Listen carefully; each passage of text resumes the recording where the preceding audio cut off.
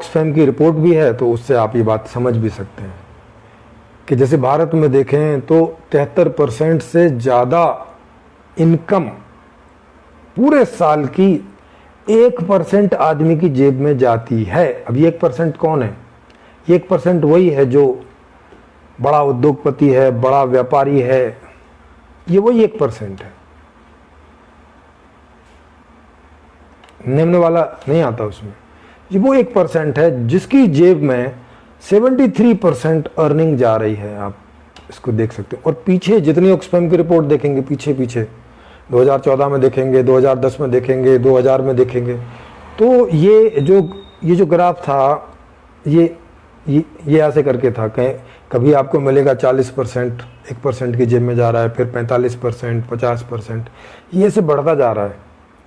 और ये 1917 या 18 की रिपोर्ट है ऑक्सफैम की, जब ये 73% था। अभी तो कोरोना चल रहा है, अभी तो ये और बढ़ गया होगा, क्योंकि इसमें तो कुछ ही लोगों का धंधा पानी चल रहा है, तो जो भी अर्निंग हुई होगी वो और भी कम लोगों को गई होगी। तो कहने का मतलब, अब इसका ऐसी स्थिति में जो लोग हैं व्यापारी, इसका उनकी शारीरिक स्थिति पर, मानसिक स्थिति पर, घरेलू स्थिति पर, आर्थिक स्थिति पर, आत्मिक स्थिति पर इसके दुष्परिणाम तो पड़ते ही हैं। तो वो हमेशा चिंतित जैसा रहता है, हमेशा चिंता में खोया रहता है, उसका जो पाचन शक्ति है वो गड़बड़ा जाती है, ठीक से खाना नहीं खा पाता चिंता में, ठीक से जी नहीं पाता, ठीक से अपने किसी रिश्ते में अपनी बीवी से, अपने माता पिता से बात नहीं कर पाता, उनसे आंखें चुराने लगता है, क्योंकि समाधान का तो जिम्मा इसका है और वो कर नहीं पा रहा है, तो वो जी चुराने लगता है, घर वाले लोग चढ़ने लगते हैं, अजीब सा माहौल हो जाता है घर का। समझ रहे हैं?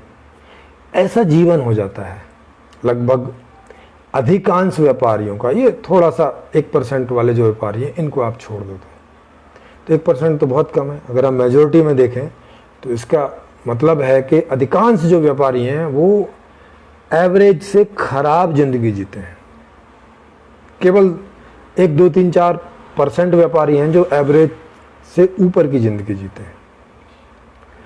तो एवरेज से जो खराब की जिंदगी जीते हैं उनकी तो बहुत खराब है, ये आपने समझ ही लिया। एवरेज से ऊपर भी जो जीते हैं उनकी भी इनसे तो बढ़िया है, मगर इतनी बढ़िया भी नहीं होती है।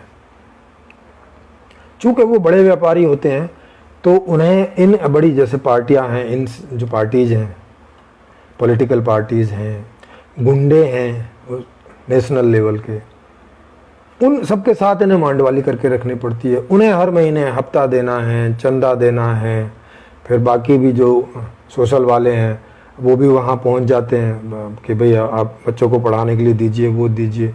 तो उन्हें अपनी थोड़ी सोशल इमेज बनाने के लिए भी वो भी सब चंदे देने, माने उनके खर्चे इतने सारे होते हैं मंथली के, उन्हें भी इसकी बहुत सरदर्दी रहती है।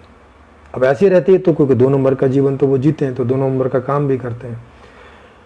तो अब अगर जिस पार्टी को चंदा दिया वो सरकार में नहीं आया, दूसरा आया, उसको पता चल गया कि मैंने इसको चंदा किया, तो वो मुझे हैरेस करेगा, वो सारी दिक्कतें होती हैं। कब मेरी विपरीत पार्टी आ गई और वो मेरे धंधे को कब चौपट कर देगी कुछ नहीं कह सकते। 2-4 उसने इनकम टैक्स की रेड मार दी तो हो गया काम। आप समझ रहे हैं? जेल तक जाना पड़ सकता है या उनको बड़ी रकम भरो। ये सारी दिक्कतें इन उच्च व्यापारियों को भी रहती हैं कि इनको इनकम तो आती है मगर बड़ी बड़ी सिरदर्दी के साथ आती है, बड़ी बड़ी परेशानियों के साथ आती है। कभी भी ये जेल में जा सकते हैं, कभी भी इन्हें भागना पड़ सकता है। नीरव मोदी और इनको देखो कितने बड़े बड़े ये व्यापारी थे, है ना। तो जब इस तरह का रहता है तो उन्हें भागना पड़ता है देश से, चीज़ें उनकी कुर्की तक हो जाती, जिंदगी बर्बाद जैसी हो जाती पूरे घराने की। तो ये सारी इनसिक्योरिटी, ये सारी परेशानियां आप देख सकते हैं कि ये जो व्यापारी वर्ग है वो इनसे 2-4 होता है।